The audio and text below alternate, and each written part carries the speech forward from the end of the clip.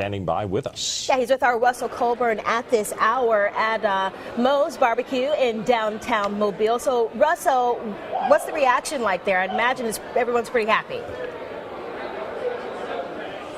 Oh, there's a lot of excitement around here. These folks have been with Mr. Bradley Byrne every step of the way, and they are so excited to send their man to Washington, D.C. I'm actually joined now by Mr. Bradley Byrne himself, the man of the hour. Mr. Byrne, maybe not the best political climate to be a U.S. congressman right now. I think you might agree.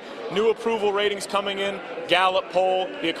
14% of Americans approve of the job Congress is doing across the year, up 9% from November, 12% this year. Why take this job at this time? Because it's so very important. I mean, these problems that are facing our country are critical to our future, and we've got to start doing things differently in Washington.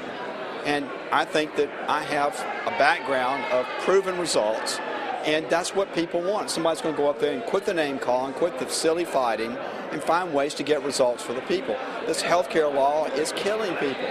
This budget problem we've got it makes no sense at all. We've got to start working together in Congress, and the president's got to start working in Congress to get some real results for people. I know it seems like a time of big problems, but times of big problems are times of great opportunity. Let's seize this opportunity and get some good things done.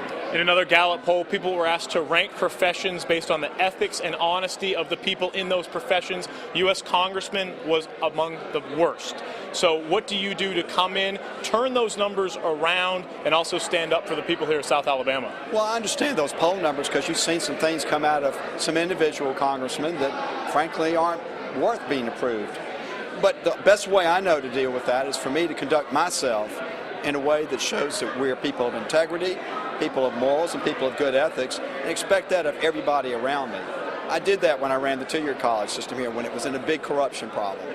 We held up a high standard, and I think the people of this state rallied around that standard. We need to do that in the United States Congress, set a high standard, and everybody rallies around it. At the end of the day, though, if you don't get the people's work done, they're going to continue to give you bad poll numbers. So let's go get the people's work done. And when will you start getting that work done? When will you be sworn in? Well, I'll be sworn in either January 7th when they come back in or the next day, January the 8th. But we get on an airplane tomorrow morning, fly to Washington, and start the process of organizing an office, getting on top of these big issues. So in 3 weeks when we get there, we hit the ground running. Thank you very much for spending some time with us live on our air, Mr. Byrne. Appreciate it. Yeah. And as you heard, he will take off, head for Washington, D.C. tomorrow morning. Let's go back to you, Bob and Lenise. All right. Thank you very much again, Russell Colburn reporting.